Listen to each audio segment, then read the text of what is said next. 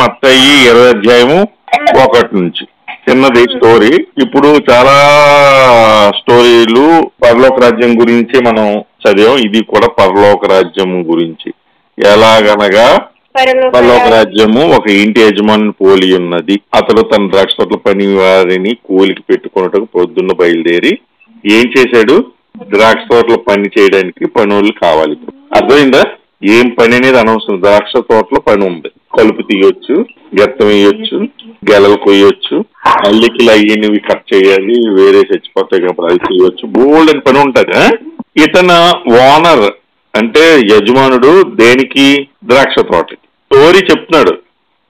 పరలోక రాజ్యం గురించి మనం అర్థం చేసుకోవడానికి సింపుల్ మెథడ్ లో కొన్ని స్టోరీలు, ఉపమానాలు దేవుడు చెప్పాడు.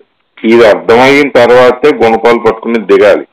అంటే పరలోక రాజ్యం గురించి మనం అర్థం చేసుకోవడానికి మన జ్ఞానం సరిపోదు కనుక ఉపమాన రీతుల్లో దేవుడు చెప్పినందుకు కొంచెం అర్థం చేసుకున్న తర్వాత లోపలికి వెళ్దాం. అయితే కూలికి పిలిచాడు పొద్దున్న బయలుదేరి. 2వ వచనం ఫాస్ట్ గా చూడండి. దినమునకు ఒక దేనారం, ఇంచుమించు ఆ టైంలోని కొంత డబ్బులు ₹1, ₹2 అనుకుందాం. చొప్పున పనివాడిని ఒడంబడి తన ద్రాక్ష పనివాడిని పిలిచాడు. అరే బాబు, నీకు ఎంత ఇస్తాను? 500 ఇస్తాను. ఎన్ని గంటలకు వెళ్తాను? నేను ఉదయం వెళ్ళిపోయాను. ఉదయం వెళ్ళిపోయిన వాడిని అక్కడ నిలబడిన వాళ్ళని పిలిచి, రే బాబు, నా ద్రాక్ష తోటలో సాయంత్రం వరకు పనిచేస్తే 5 గంటల వరకు, 6 గంటల వరకు పనిచేస్తే నేను 500 ఇస్తాను. ఉదయం 6 గంటలకి ఉన్నారు వాళ్ళు. 6 గంటల నుంచి 6 గంటలకి ఎంత ఇస్తానన్నాను? 500 ఇస్తాను. నా ఇష్టం. ఓనర్ గారు, యజమానుడు పనులతోని ఒక నిబంధన ఏర్పరచుకున్నాడు. అరే బాబు, మీకు నేను ఫుడ్ పెడతాను, గోడలకు సున్నాలు వేస్తాను, మొక్కలు వేస్తాను, దానికి వచ్చి మీకు తినొచ్చు, మీకు ఫుడ్ పెడతాను, అది చేస్తాను. మీరు స్కూల్కి వెళ్ళి చదువుకోండి, మీకు మాకు ఒప్పందం, అది గొడవ చేయొద్దు, తలనొప్పి పెట్టొద్దని. ఓకే, మనతో అగ్రిమెంట్ అయిపోయింది. అంటే అగ్రిమెంట్ ఏంటంటే సంతకాలు అనేది సరేనంటే మేము వచ్చేస్తాం, మాకు ఏ పని చెప్తే ఆ పని చేస్తాం, మొక్కలకి నీళ్ళు పోయమంటే నీళ్ళు పోస్తాం, వాళ్ళు అక్కడికి వెళ్ళమంటే అక్కడికి వెళ్తాం, ఇవన్నీ వాళ్ళతో మాట్లాడించుకున్నారు. ఓకే అని సార్. తర్వాత 3వ వచనంకి వచ్చేటప్పటికి తర్వాత దాదాపు 9 గంటలకు వెళ్ళి సంత వీధిలో ఊరక అంటర్లైన్ చేసుకోవాలి. ఊరక నిలిచి ఉన్న అంటే పేరు చూసుకుంటున్నారు, సొల్లు మాట్లాడుకుంటున్నారు, సెల్ ఫోన్లని షార్ట్స్ సినిమాలన్నీ చూస్తున్న బ్యాచ్ ఒకటి ఉంది. వాళ్ళని ఊరక నిలిచి ఉన్న మీరు నువ్వు నా రాష్ట్రకు వెళ్ళి ఏమి న్యాయమో మీకు ఇస్తున్నాను వారితో చెప్పాను. మీరు 2 బాబు 9 గంటలు అయిపోయింది. 6 గంటలకు ఉండాల్సిన బ్యాచ్ 6, 7, 8, 9, 3 గంటలు ఏం చేశారు మీరు? పనులు 6 గంటలకు ఉండాలి కదా. 9 గంటలకు ఏం చేశారు? ఏ రాజకీయాలే చేశారు, ఎక్కడికి ఏ వీధుల్లోకి దూరిపోయారు. మళ్ళీ ఎక్కడికి వచ్చి మాకు పని లేదు, గిన్ని లేదు, మా జీవితాలు ఏంటిలా వెనక్కి అని ఏడ్చుకున్న బ్యాచ్ ఒకటి ఉంది 9 గంటలకి. ఆ 9 గంటల బ్యాచ్ మీకు ఏది న్యాయం నేను అది చేసేస్తాను రండి. ఎందుకు 6 నుంచి లేరు, 9 నుంచి ఉన్నారు కాబట్టి 100 తగ్గించి మీకు 400 ఇస్తానేమో, నా ఇష్టం. అది మీకైతే న్యాయము. ఏంటి న్యాయము? రోజు కూలి 500, మీరు 9 గంటలకు నిలబడ్డారు కాబట్టి 9 గంటలు పెట్టి 100 తగ్గించి ఇవ్వడం న్యాయం. అది కదా. నా ద్రాక్ష తోటలో పని చేయడానికి 6 నుంచి 6, 12 గంటలకి నేను 500 ఉడంబడి కుదుర్చుకున్నాను ఫస్ట్ బ్యాచ్. కానీ మీరు లేరు కదా. మీరు లేరు అయినా సరే మీరు పని లేదని ఇబ్బంది పడద్దు, బాధపడద్దు, ఏడవద్దు. మీ ఇంటి కూరగాయలు తీసుకెళ్లాలి కదా బాబు, మీరు ఖాళీగా ఇలాగుంటే ఎలాగా, పనితనం అలా కాదు, 6 గంటలు తెల్లవారు లేచిపోయి నిలబడాలి పనికి అని బుద్ధి చెప్పి సరిగ్గా ఏది న్యాయము? నా ద్రాక్ష తోటలో పని చేయడానికి ఆ న్యాయం ప్రకారం మీకు డబ్బులు ఇస్తాను, వచ్చేయండి అని అంటే సరిగ్గా వచ్చారు. మరలా ఏం చేశారు బాబు గారు, యజమానుడు గారు? జాలి ఎక్కువ కదా, మన మనుషులు నిలబడ్డారేమో, వాళ్ళకి పని ఉన్నదో లేదో. మన ద్రాక్ష తోటలో ఫుల్ పని ఉంది, కానీ అక్కడ జనాలు ఏం చేస్తున్నారు? ఇష్టాన్ని టైమింగ్ లో ఉన్నారు. 4వ వచనం దాదాపు 12 గంటలు మధ్యాహ్నం అయిపోయింది. 12 గంటలకు వెళ్ళి కొంతమంది తెచ్చుకున్నాడు. మళ్ళా భోజనం అయిపోయిన తర్వాత మళ్ళీ 3 గంటలు టీ తాగేసి మళ్ళా వెళ్తే అక్కడ ఉన్నారు. అతను మరలా వెళ్ళి అలా చేసాను అని 12 గంటలకు వెళ్ళాడు. అరే బాబు, మీరు ఇంకా నిలబడ్డారేంటి? ఏమైనా పని దొరికితే ఏదో బాగుంటుంది, భోజనం పెట్టి ఏమైనా చూడండి అయ్యగారు, మేము ఏదో భోజనం చేసి పని చేస్తాం అంటే సరే ఏది న్యాయమో చేస్తాను పదండి. సగం టైం అయిపోయింది. అప్పుడు ఎంత రావాలి? 250 వెళ్ళిపోవాలి. మళ్ళా 3 గంటలకు వెళ్ళాడు. హ్యాపీగా రోడ్లన్నీ అన్ని తిరిగేసి 3 గంటలకి టీ టైంకి టీ తాగుతూ కనిపించారు బిస్కెట్లు తింటూ. ఏం బాబు మీకు పని ఏమైనా కావాలా? కావాలి సార్. 3 గంటలు, 3, 4, 5, 6 3 గంటల పని 150 ఇవ్వాలి. వాళ్ళకి ₹100 ఇచ్చి పంపించి, అంతే కదా. ఏది న్యాయమో అది మీకు చేస్తాను, రండి మీరు పనిలోకి రండి రండి రండి రండి పిలుస్తాను. ఉదయం 6 గంటలకు వెళ్ళాడు, 9 గంటలకు వెళ్ళాడు, 12 గంటలకు వెళ్ళాడు, 3 గంటలకు వెళ్ళాడు. ఎవరు? ఓనర్ గారు, యజమానుడు, రండి మీరు పని చేయండి, ఎంతో కొంత మీరు సంపాదించండి, సంతోషంతో ఉండండి అని తోటలకు పిలుస్తున్నాడు. 5వ వచనం, తిరిగి దాదాపు 5 గంటలకు వెళ్ళి మరికొందరు నిల్చుండగా చూసి, ఎన్ని గంటలకి? 5 గంటలకి. ఈ బ్యాచ్ ఇంక గంట కొట్టి వెళ్ళిపోవడానికి రెడీగా ఉన్నారనమాట. మాకేం పని లేదు, అది ఇంట్లో వాళ్ళతో చెప్తారనమాట. అక్కడ ఎతికాను, ఇక్కడ ఎతికాను, వాళ్ళని అడిగాను, వీళ్ళని అడిగాను, కొన్ని కూలి తక్కువైనా పర్లేదు, వస్తానన్నా, భోజనం పెట్టమన్నా ఏమి లేదు, నన్ను ఎవడో పిలుచుకోలేకపోయాడు. అసలు విషయం ఏంటంటే ఎన్ని గంటలు నిలబడ్డాడు?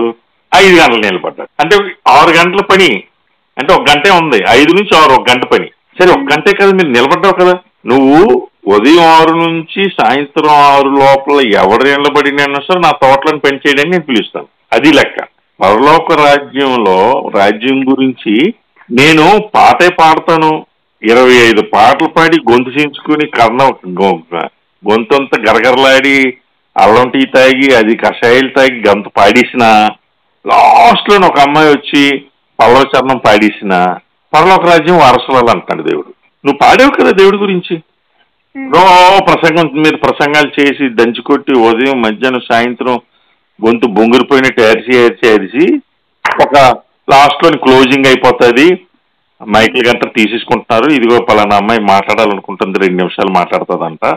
అది దేవుడి గురించి 2 నిమిషాలు మాట్లాడినా సరే దేవుడు ఏమంటున్నాడు? వచ్చాను బాబు, నా రాజ్యంలోకి వచ్చాను. ఉదయం 6 గంటలకు నిలబడ్డారు బ్యాచ్, 9 గంటలకు నిలబడ్డారు బ్యాచ్, 12 గంటలకు నిలబడ్డారు, 3 గంటలకు నిలబడ్డారు, 5 గంటలకు నిలబడ్డారు. ఇంకా గంట ఉండగానే నిలబడ్డారు. రండి, ఏం చేస్తారో బుట్టలేదు, 4 గంట సేపు మోయండి సార్ చాలు, మీకేది న్యాయమో చేస్తాను రండి, గంట పని గెంతుకుంటూ వెళ్ళారు. అదే గంటకు పిలిచేటారు మా ఓనర్ గారు. 6వ వచనం, అప్పుడు దినమంతియు మీరెందుకు ఊరకనే నిల్చున్నారు అని అడిగారు. దినమంతియు ఖాళీగా ఎందుకున్నారు? 6 నుంచి సాయంత్రం 5 గంటల వరకు మీరు ఎందుకు ఊరకే నిల్చున్నారు? ఖాళీగా పని పాట లేకుండా ఎందుకు సెల్ ఫోన్లు చూసుకుని ఉండిపోయారు, సొల్లు మాట్లాడుకుని ఉండిపోయారు, పని పాట లేకుండా ఉండిపోయారు? 7 అంటారు. 7వ వచనం, వారు ఎవరు మమ్మల్ని కూలికి పెట్టుకోనలేదనేది. ఎవరు కూలికి పెట్టుకోలేదు.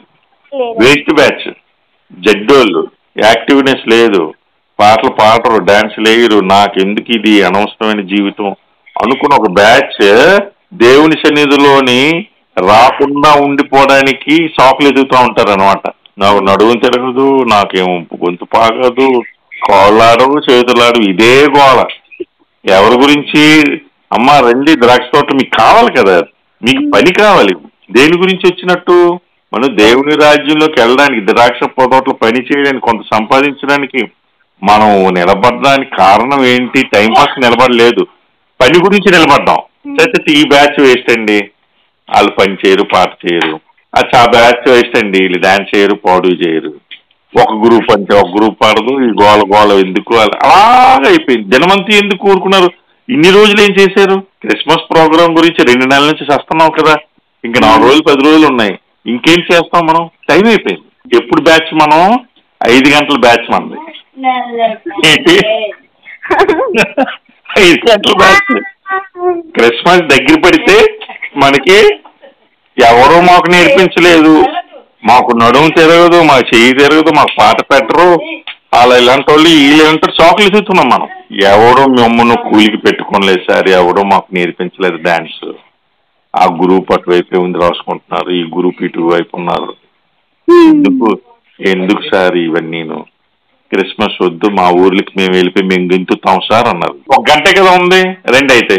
ఇప్పుడు ఇంట్రెస్ట్ చూపిస్తున్నారు కదా, అందుకు అతడు మీరు నా ద్రాక్ష తోటలకి వెళ్ళండి. సాయంకాలం అయింది. ఆ ద్రాక్ష యజమానుడు తన గృహ నిర్వాహకుని చూసి పని వారిని పిలిచి, ఏమని పిలిచాడు? బాస్. ఎవరిని పిలిచాడు? అసిస్టెంట్ పిలిచాడు, మేనేజర్ని పిలిచాడు. మేనేజర్ ఇట్లా మన తోటలో పనిచేసిన వాళ్ళు ఉన్నారు కదా, చివరి వచ్చిన వారు మొదలుకొని మొదట వచ్చిన వారి వరకు వారికి కూలి ఇచ్చేసి వాళ్ళకి జీతం ఇచ్చి అంటాడు. చివరిని ఎవరికి వచ్చారు? 5 గంటలకు వచ్చారు. తర్వాత ముందు బ్యాచ్ 3 గంటలు, తర్వాత ముందు బ్యాచ్ 12 గంటలు, తర్వాత ముందు బ్యాచ్ 9 గంటలు, తర్వాత 6 గంటలు. అందరికి వచ్చి జీతాలు ఇచ్చి అన్నాడు రాకబెట్టి. అయితే దాదాపు 5 గంటల కూలికి కుదిరిన వారు వచ్చి ఏం చేశారు? 5 గంటలకు వచ్చినాడు ఎంత తీసుకెళ్ళాలి? 100 రూపాయలు తీసుకెళ్ళాలి. ఎంత తీసుకెళ్ళాడు?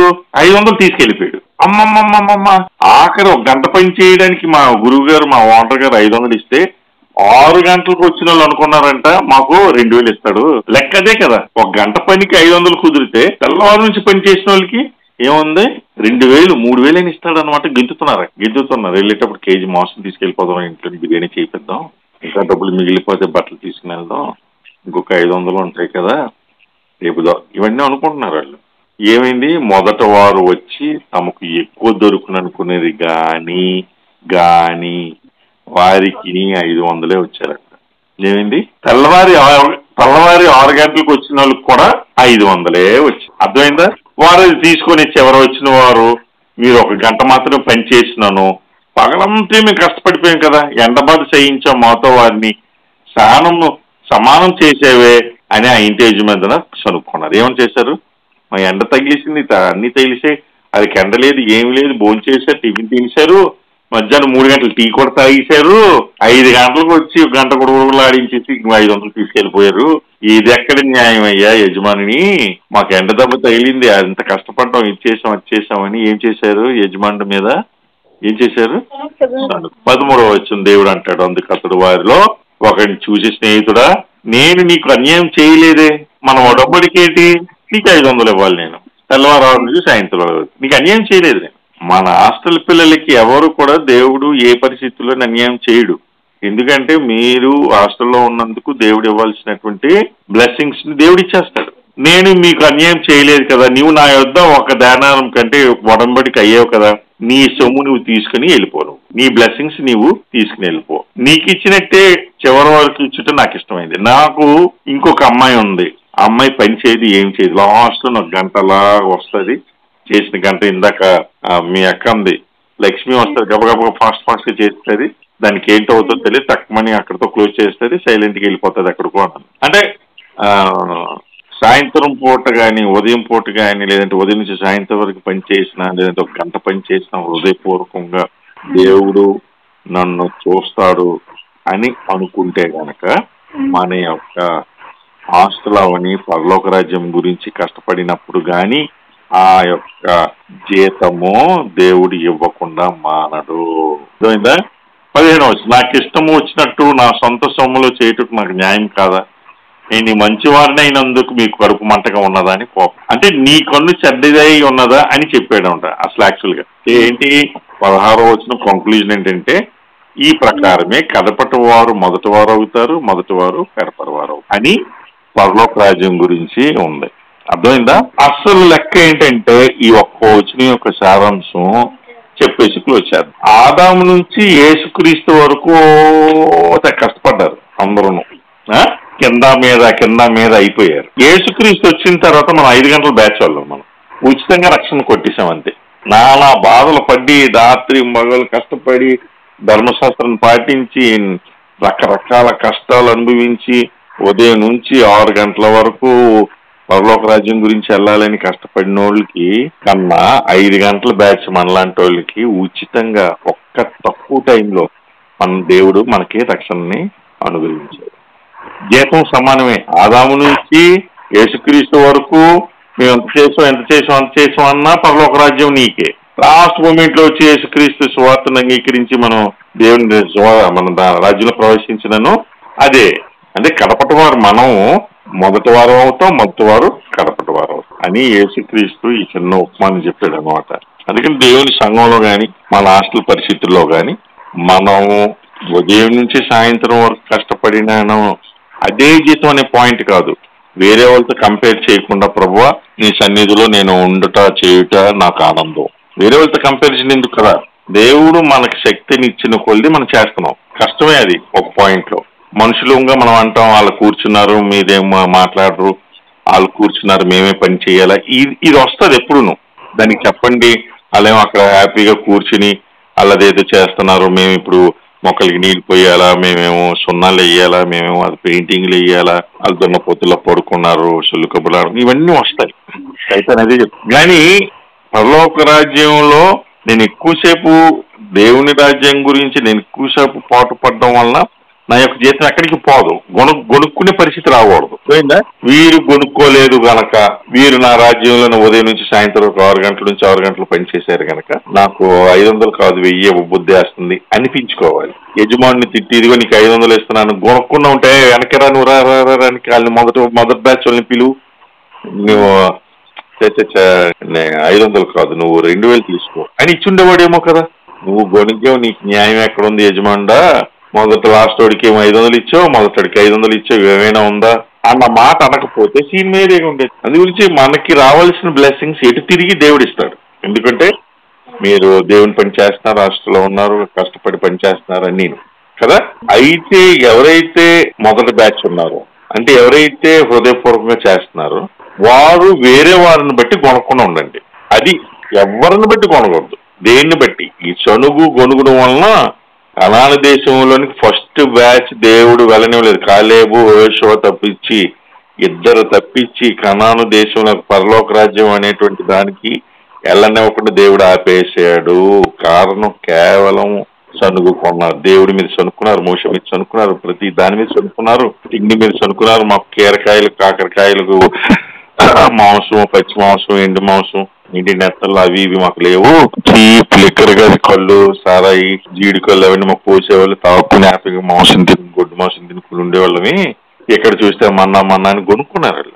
దేవుడు 40 సంవత్సరాలు చెప్పులు అరిగిపోకుండా, బట్టలు చిరిగిపోకుండా చేస్తే మన్నా తెల్లారు వేసి సాయంత్రం వరకు నీ ఇష్టం. మన్నాన్ని రకరకాలుగా వాడుకోవచ్చు. చపాతీలు చేసుకోవచ్చు, దోశలు వేసుకోవచ్చు, అన్నం వాసుకోవచ్చు, రకరకాల స్వీట్లు చేసుకోవచ్చు, హాట్ స్వీట్ అన్ని చేసుకోవచ్చు. మన్నాతో అన్ని చేసుకోవచ్చే. పరలోక దేవదూతలు తినేటువంటి ఫుడ్ని ఇస్తే వాళ్ళకి బోర్ కొట్టింది. మాకు మాంసం కావాలి, మాంసం కావాలి, మాంసం కావాలి. పూరీలు ఇచ్చిన తర్వాత వాళ్ళ పళ్ళు సందుల్లోని మాంసం ఉండగానే చచ్చిపోవడం మొదలు పెట్టారు వాళ్ళు, తెగులు ప్రవేశం. అందుకని సనుగుడు అనేటువంటి ఒక పాయింట్ పరలోకానికి గాని కణానికి గాని చేరనివ్వలేదు. ఇప్పుడు ఈ తోటలో 500కి 2000 రావాల్సిన వాడికి 500కి ఆగిపోయింది. బ్లెస్సింగ్స్ అక్కడితో లిమిట్ అయిపోయింది. నువ్వు అలాగే పనిచేసావు కదా. నేను ఇవ్వకపోవడం అనేది అన్యాయం, ఇవ్వడం అనేది న్యాయం. 500 నీకు ఇవ్వాలి. కానీ జనరస్ గా నేను ఇంకా ఇవ్వాలని అనుకునే పాయింట్ ఎక్కడితో ఆగిపోయింది, గుణగులతో ఆగిపోయింది. అందుకని మనకి సార్ చూడండి, అక్కడ చూడండి, చూడకపోని నీకు తగినంత ప్రతిఫలం రానికపోయి ఈ భూమి మీద రహస్యమందు నీ తండ్రి దేవుడు నిన్ను చూస్తున్నాడు అనే ఒక పాయింట్ నిన్ను సనుగునేవ్వకుండా ఉంచాలి. ఏ పాయింట్ లోని ఎంత కష్టమైనా సరే. అది నేను దేవుడి గురించి చేస్తున్నాను, మీ సార్ గురించి కదా. నా బట్టలు నిజంగా నేనే అనుకుంటాను, నా బట్టలు ఉతికేస్తున్నారు ఈ పిల్లలు పాపం అని. మన శాంతి కుమార్ ఉతికింది లేటెస్ట్ గా ఉతికే నాకు తెలియదు. సో ఒకవేళ వస్తారు, డ్రెస్లు ఇప్పేస్తారు, ఇలా దింగు దింగు దింగు మనం ఒప్పుకుంటే బండి మీద దొబ్బేస్తారు. మేము బట్టలు ఉతకాలని బట్టలు నేలకేసి కొట్టి జాడించి కోపం అంతా నేలకేసి బాదుతున్నారు. ఏదో అని మీ సార్ చేశారు, అది బ్లెస్సింగ్. అంటే ఏదో మనం సంఘంలో కానీ, చర్చిలో కానీ, హాస్టల్లో కానీ, మీ సార్ పని కానీ ఏదైనా అవని అది కేవలము నా బాధ్యత, నాకు దేవుని యొక్క ఆశీర్వాదంతో కూడుకున్న ముడిపడింది, దీన్ని నేర్చుకుంటున్నాను అని అనుకుంటే కనుక, గురువులకి ఎప్పుడు కూడా ఇంతకుముందు గురుకులాల్లోని గురు విద్య అంటే గురువు చెప్పిన విద్యను అభ్యసించడానికి శిష్యుడికి చాలా టైం పట్టేది. వెంటనే ఏం విద్య చెప్పేసేవాడు కాదు, టైం పట్టేది. కొన్ని నెలలు, సంవత్సరాలు గురువు గారు పాఠశాల చేసుకుంటూ బాబు గారికి అన్ని సకల విధములైనటువంటి అన్ని కూడా చేసుకునేవాడు. వాళ్ళు ఫ్యాన్లు వేసడం దగ్గర, కాలు పట్టడం దగ్గర నుంచి, ఆయిల్ రాయడం దగ్గర నుంచి, బట్టల తోట దగ్గర నుంచి, గురుగారు మీకు సంక్రమించిన విద్యను మాకు చెప్పండి బాబు అని. పౌలు అంటాడు, మీరు ఇంకా నాకు ఇవ్వాల్సింది ఉంది. బ్లెస్సింగ్స్ అన్ని కూడాను నేను రకరకాలుగా మీకు అందిస్తూ ఉన్నాను. అయినప్పటికీ కూడా నేను నా పని నేను చేసుకుంటున్నాను, నేను మీకు భారం లేకుండా ఉన్నానని పౌలు అంటాడు. అంటే రుణస్థులయ్యి ఉన్నారు మీరు నాకు. అంటే నేను ఎంత అని చెప్పాను దేవుని గురించి అనేటువంటి మర్మములు అన్ని చెప్పానని పౌలు అంటాడు. అందుగురించి గురువులకి, మీ పెద్దోళ్ళకి, మీ సార్ లాంటి వాళ్ళకో లేదంటే ఇంకా పెద్దోళ్ళకో, పాస్టర్స్కో ఏమైనా చేయడం వలన మంచోళ్ళవని చెడ్డోళ్ళవని అది దేవుడి నుంచి మీకు ఒక బ్లెస్సింగ్ అనేటువంటిది ఫిక్స్ అయిపోయి ఉంటుంది. మీ సంఘంలో పెయింట్లు వేసారు, సున్నాలు వేస్తున్నారు, లేదంటే మీ హాస్టల్ మీరు చేస్తున్నారు, ఏదైనా సరే గొనికే పరిస్థితి మాత్రం రానివ్వదు. మనకి రావాల్సిన బ్లెస్సింగ్స్ వెనక్కి వెళ్ళిపోతాయి. ప్రభువా నాకు కష్టంగా ఉంది, నేను చేయలేకపోతున్నాను, నన్ను ఇంకా బలపరచండి, నేను ఇంకా పని చేయడానికి నీ సన్నిధిలో ఇంకా నేర్చుకోవడానికి. ఈ నిద్ర ఎప్పుడు వస్తూనే ఉంటది, నిద్ర ఎప్పుడైనా పోవచ్చు. దేవుని యొక్క జీవపు మాటలు మేము వినడానికి, నరుడిని మనిషి బ్రతకడానికి ఆహారమే కాదు, దేవుడి నోటి నుంచి వచ్చిన ప్రతి మాట వలన మనరుడు జీవించడం ఉందా? ఉంది. అందుకంటే జీవపు మాటలు వింటుంటేనే మీరు ఏం చేయాలి? ఎందుకు ఈ ప్రభువా నాకు ఇంకా ఆ నిద్రావస్థ నుంచి నాకు బయటపడేటట్టు చేయి, ఇంకా వినేటట్టు, చార్చోత ఇంకా మాట్లాడించేద్దాం, ఇంకా పాటలు పాడేద్దాం, ఆ ఆసక్తి మీకు రావాలను. ఎందుకు అవి? మీకు ఉచితంగా వచ్చే బ్లెస్సింగ్స్ అవి. దేవుని సన్నిధిలో అంతసేపు ఉంటే కనుక అంత ప్రశాంతత, సన్నిధి, దేవుడి యొక్క ద్రాక్ష తోటలో మనం ఉండే ఆనందం వేరు. హల్లెలూయా, దేవునికి స్తోత్రం. అందుకని రాబోయే కాలంలో మీరు కూడా ఏ చిన్న విషయంలో కూడా సనగవద్దు. అందరూ కూర్చొని మనమే పనిచేద్దాం. అందరూ కూర్చొని, అందుకని శాంతి కుమార్ని ఎందుకు మెచ్చుకుంటాం ప్రతిసారిను? అందరూ కూర్చుంటారా, అందరూ ఏ పని ఎవరికి చెప్పినా దానికి ఇంకా ఓపిక అయిపోయి నడువాల్సి నా వల్ల కాదు అనే స్టేజ్లో కూడా దానికి శాంతి అలా తీసుకురావంటే అది వెళ్తుంది ఓపిక. ఈవెన్ శాంతి కుమార్ ఈ మధ్యన శాంతి కుమార్ అయినా ఆల్మోస్ట్ ఆ స్టేజ్ లో ఉన్నారు. దేనా పని చేయలేదంటే దేనా పని చేసింది, నయమి చేయలేదు, చేస్తున్నారు. నేను చెప్తున్నాను అంటే చివరి పాయింట్ వరకు, ఎగ్జాస్ట్ అయినటువంటి పాయింట్ వరకు వాళ్ళు చేసి వేరే వాళ్ళ మీద కొనకుండా ఉంటే ఆ కష్టము దేవుడు ఆశీర్వాదం కింద మరుస్తాడు. ఎంత కష్టపడి గొనిగేది అనుకో, అది మనం పోగొట్టుకున్న వరం అవుతుంది. అవని కూర్చుని వాళ్ళు కూర్చొని తెలివిగా ప్రవర్తించిన వాళ్ళు ప్రవర్తిస్తారు. ఎలాగైనా పనిలోని తెలివిగా ప్రవర్తించిన వాళ్ళు బోల్డ్ మంది ఉంటారు. పని చేసినట్టు బిల్డప్ ఇచ్చుకోవడం, అబ్బా చాలా కష్టం అయిపోయింది, ఆ కష్టమైన పనులు నేనే చేశాను అని అనుకోవడం, జనాలు ఎవరైనా వచ్చినప్పుడు చూస్తే నేనే పని చేస్తానన్నట్టు బిల్డప్ ఇచ్చుకుని షో పుట్టప్పులు చేసిన వాళ్ళు ఉంటారు. ఎక్కడైనా ఉంటారు. మన ఊర్లో ఉంటారు, చర్చిలో ఉంటారు, స్కూల్లో ఉంటారు, మన హాస్టల్లో కూడా ఉంటారు. వాటి గురించి మనకి ఎందుకు? అవునా? మనకి కావలసిన బ్లెస్సింగ్స్ మనం సంపాదించుకోవడానికి గొనిగే ప్రయత్నాలు ఎప్పుడు చేయదు. మనకి ఎంత ఇంకా ప్రభువా నేను చేసే, ఇప్పుడు వెస్లీ అని చెప్పి మన ఇంగ్లాండ్ ఆవిడ 10 మంది పిల్లలు, మగపిల్లలు, ఒక్కొక్కరు దేవుడికి సమర్పించుకోవడం, చచ్చిపోవడం, ఒకరు చచ్చిపోయారు. పెద్ద పెద్ద ప్రవక్తలు లాంటి ఒక కొడుకులు ఈ యొక్క పరిస్థితుల్లో చనిపోతే ఆవిడ ఏడుస్తా ఉంటే, అమ్మా మీ కొడుకు చచ్చిపోయారనా? లేదు, నేను ఇంకా 10 కొడుకులతో ఆగిపోయానేంటి, ఇంకా ఎక్కువ మంది కొడుకులు నేను కానీ ఉంటే బాగుండేది దేవుని సువార్త నిమిత్తం అని అందంట. సో దేవుని యొక్క సువార్త నిమిత్తం, దేవుని సన్నిధిలో ఉండడానికి, దేవుని పని చేయడానికి ఈ హాస్టల్ అనే పని కాదు. నేను అనేది రేపు పొద్దున్న చర్చిలో పని చేయాల్సి వచ్చినప్పుడు, సువార్త చెప్పాల్సి వచ్చినప్పుడు, మీకు అవకాశం ఇవ్వబడినప్పుడు మీరు చెప్పకపోతే కనుక 5 గంటల బ్యాచ్ అయినా సరే ఆ 1 గంటలో ఒక 10 నిమిషాల్లో ప్రభువా 1 గంట నాకు సమయాన్ని ఇచ్చినందుకు కొందరు, ఎంతో మందికి. ఆ తర్వాత నిలబడిన గ్యాంగ్ గురించి మనం రాయలేదు బైబిల్. అర్థమైందా? 6 గంటలు, 12 గంటలు, 6 గంటలు, 9 గంటలు, 12 గంటలు, 3 గంటలు, 5 గంటలు, ఈ 5 బ్యాచ్ల గురించి దేవుడు రాశాడు. సాయంత్రం 6 అయిపోయిన తర్వాత నిలబడిన గ్యాంగ్ ఒకటి ఉంది, వాళ్ళకి పని లేదు. అర్థమైందా? ఎందుకంటే దానికి ముందు దేవుడు అన్నాడు మీరు ఊరకనే ఎందుకు నిలిచి ఉన్నారు అని అన్నాడు 5 గంటల బ్యాచ్ వాళ్ళకి. అన్నాడా? 5 తర్వాత 6 గంటలకి యజమాని వెళ్ళడు అనమాట ఇంకా. సో మనకి దేవుని పనిలోని పిలిచిన టైం అనేది ఒకటి ఉంది. ఆ టైంకి వెళ్ళావా నీకు పని దొరుకుతుంది, పరలోక రాజ్యం నీదవుతుంది. ఈ దేవుడు పిలవని టైం ఒకటి ఉంది, సాయంత్రం 6 గంటల తర్వాత దేవుడి పిలవడం రాదు. ఆ టైంకి నాకు పని కావాలని నువ్వు వెళ్ళినా, లేదు నేను హాస్టల్లో ఉంటాను నర్సమన్నైనా సరే మనం హాస్టల్లో ఉంటాం. అర్థమైందా? అంతే. మన హాస్టల్లో ఉండడానికి కానీ పరలోకంలో ఉండడానికి కానీ దేవుని ఎగ్జాంపుల్ చెప్తాను. మాటికి హాస్టల్ ఎందుకంటే మీకు ఈజీగా అర్థం అవుతుంది. అర్థమైంది కదా? ఇప్పుడు నేల మీద దొల్లి ఏడ్చి గోల పెట్టుకుని ఒకవేళ అంజలి స్కూల్లో మళ్ళీ చదువుతాను సార్ మనం తీసుకుంటామా? అవుతుంది అసలు? నర్సంతో కానీ అంజలితో కానీ అవుతుందా? అవ్వదు. అలాగే ద్రాక్ష తోటలో కానీ 6 గంటల తర్వాత గేట్ దగ్గర నిలబడి నువ్వు మంచోడివి యజమాని, నువ్వు మంచోడివి, నేను లోపలికి రాని, నేను ఏదో పని చేస్తాను, నాకేదో ఇవ్వు, లేదనుకుంటే టిఫిన్ పెట్టు, ద్రాక్ష గలివ్వు, జ్యూస్ చేసుకుని తాగుతాను, ఏదో పని అవ్వదు కదా. గేట్ క్లోజ్ చేయబడింది. గేట్ క్లోజ్ చేయక ముందు మనం నిలబడిపోవాలంతే దేవుని పనిపోవాలి. మనకి ఆధిక్యత ఏమని ఇవ్వబడింది? క్రిస్మస్ లో మీరు పాట పాడండి, డాన్స్ ఆడండి, దింస వేయండి, కంటవాక్యాలు పెట్టండి, చెప్పండి. తర్వాత మీకు నేర్చుకున్నది మీరు అందరికి చూపించండి. నేను చెప్తున్నాం మీకు అన్నీ నాకు తెలిసినవేవో అక్కడికి తెలిసినవో. అవునా? అది దాటిపోయింది అనుకో, క్రిస్మస్ దాటిపోయిన తర్వాత నేను దింస వేస్తానంటే ఎక్కడ వేయాలి నువ్వు? ఎక్కడ వేసేస్తావు నువ్వు? నేను చూడడానికి ఎవరు లేరు, పిలవడానికి ఎవరు లేరు, మీరు డాన్స్ అయ్యక్కర్లేదు, డాన్స్ అయ్యక్కర్లేదు. అందుకని మనకి 5 గంటల బ్యాచ్ అయితే గనక లాస్ట్ మూమెంట్ లో కళ్ళు తెరిచినా సరే అయినా అవును నేను దేవుని గురించి నిలబడతాను, దేవుని గురించి దేవుని మహిమార్థమై నేను నిలబడతాను, నేను అందరి ముందు నేను క్రిస్మస్ సాంగ్ వేస్తాను, స్కిట్ వేస్తాను, పాటలు పాడతాను, ఏమి చేసైనా సరే నలుగురికి సువార్త రూపంలో నేను చెప్తాను, 4 మాటలు చెప్తాను అని అనుకుంటే గనక మన బ్లెస్సింగ్స్ ఎక్కడికి పోవడం. గొనుగుకుంటూ చేయొద్దు, చిరాకు పడుతూ చేయొద్దు. సార్ నాకు డాన్స్ రాదు సార్ అని అనవద్దు. అందరికీ డాన్స్ వస్తుంది, అందరూ స్కిట్ వేయగలరు, అందరూ దేవుని గురించి నిలబడగలరు.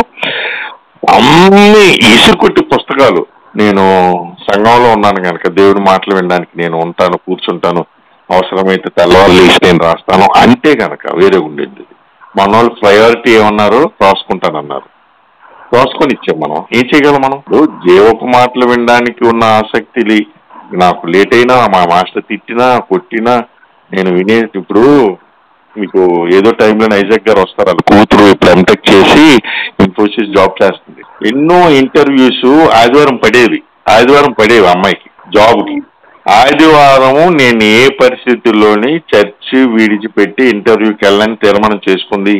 ఎన్ని ఇంటర్వ్యూలు పోయాయి అమ్మాయికి. వాళ్ళ ఫ్రెండ్స్ అందరూ పెద్ద పెద్ద జాబ్లు వచ్చాయి, ఈ పిల్లకి జాబ్ లేకుండా కొంతకాలం ఉండిపోయింది. దాని తర్వాత దేవుడు కార్యం చేశాడు. ఈ అమ్మాయి ఉన్న నమ్మకాన్ని బట్టి ఏమైనా నీకు బుర్ర బుద్ధి ఉందా, సంఘం నువ్వు బైబిల్ చదువుకో, ఇంటికి వెళ్ళి ఆ ఒక్క ఇంటర్వ్యూ అటెండ్ అవ్వచ్చు కదా, తర్వాత చర్చికి లేదు నేను చర్చికి మానను, ఆదివారం సంఘంలో ఉంటానని తీర్మానం చేసుకుంది అమ్మాయి. ఇంకా పెళ్ళి అవుతుంది. అర్థమైందా? అమ్మాయి ఇప్పుడు ఎంటెక్ మైసూరులోని ట్రైనింగ్ అయింది, ఇప్పుడు హైదరాబాద్ లో జాబు, 70,000-80,000 శాలరీ ఉంటుందేమో, 60,000. ఎలాగా? దేవునితో నోడంబడిక. నేను ఏ పరిస్థితుల్లోని నీ యొక్క సంఘాన్ని విడిచి నేను వెళ్ళను. దేవుడు లేట్ చేశాడు, నువ్వు విశ్వాసంతో ఉంటావా లేదా? ఒకసారి అమ్మాయి గెలిస్తే సరే అయితే నీకు మంచి బెస్ట్ ఇండియాలో బెస్ట్ సాఫ్ట్వేర్ కంపెనీలో నీకు జాబ్ ఇప్పిస్తాను ఇప్పించాడు.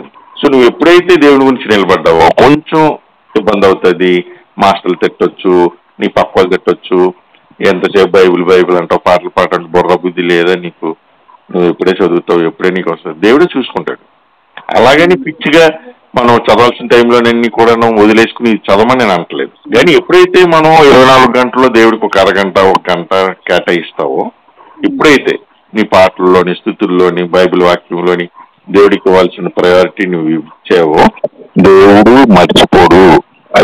అది పాయింట్. నిర్ణీత సమయంలో ఆయా సమయంలో దేవుడు గుర్తుపెట్టుకుని నీకు ఇవ్వాల్సిన బ్లెస్సింగ్స్ నీకు ఏదో రూపంలో ఇస్తాడు. అది ఏం చేయాలి? మనం నమ్మాలి. భక్తులు చేసినటువంటి ప్రాక్టీస్ అది. భక్తులు చేశారు, భక్తుల యొక్క ప్రాక్టీస్ ని మనం ఆదర్శంగా తీసుకుని యేసయ్యా నువ్వు ఇలా చేసావు, పలానా భక్తుడికి దేవుని మీద ఆధారపడి, నీ మీద ఆధారపడిన వాళ్ళకి నువ్వు ఎప్పటికీ వదలలేవు, కష్టాల్లో నువ్వు ఉన్నావు, నష్టాల్లో ఉన్నావు, ఆనందంలో ఉన్నావు, నేను ఎప్పుడు కూడా నీ సన్నిధిలో ఉండి నేను ఆనందించడానికి నేను సాయం చేయండి. ఈ మాటలు ఆ మాటలు, పొడిచే మాటలు, గుణపలతో గుచ్చుకునే మాటలు, బల్లెలతో పొడిచే మాటలు నేను వింటున్నాను. వాటి నుంచి నేను అధిగమించడానికి నాకు సిగ్గు ఎక్కువ, నాకు భయం ఎక్కువ, నాకు మాట రాదు.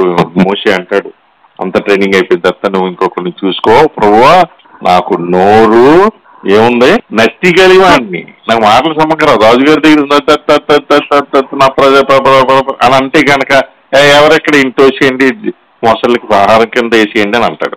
నైల్ నదిలో తోసేస్తే మొసళ్ళు. దేవుడి దగ్గరే చెప్పాడు, నేను నన్ను కాపునికి ఎవరైనా నియమించుకోండి, అంత తగ్గించుకుని దేవుడే దానికి సొల్యూషన్ చూపించాడు. సో నేను కాదు ఈ పనికి, నేను ఇది చేయలేను అని అంటే కనుక దేవుడు ఇంకో ఆల్టర్నేట్ చూపిస్తాడు. నీకు డాన్స్ చేయలేదు, డాన్స్ నేర్పించేటట్టు ఎవరో ఒకరిని సెర్చ్ చేస్తాడు. స్కిట్ చేయలేదు, స్కిట్ వేసేటట్టు సిగ్గుపడాల్సిన అవసరం ఏమీ లేదు. ఏమి దేవుని సముఖమునందు, దేవుని సన్నిధిలో నువ్వు ఆనందించడానికి నువ్వు గెంతు, నడువు, పరిగెత్తు, ఏదైనా చెయ్యి. అనేది ఎందుకు ఉండదు? అందరికీ ఉంటుంది. భయం అనేది ఎందుకు ఉండదు? అందరికీ ఉంటుంది. ఏమి ఒక్క రోజులోనే మాట్లాడగలమా దేవుని మాటలు, లేదంటే ప్రసంగాలు చేసేయగలమా? ఒక్క రోజులోనే అవ్వదు. అది స్టెప్ బై స్టెప్ అవుతుంది. ఎందుకని సనుక్కోవడం అనేది ఇంకా ఆపేసుకుంటే, దీని మీద మళ్ళా కావాలనుకుంటే ఇంకొక వెర్షన్ తర్వాత ఎప్పుడైనా మాట్లాడదాం. కళ్ళు మూసుకోనండి, కళ్ళు మూయండి.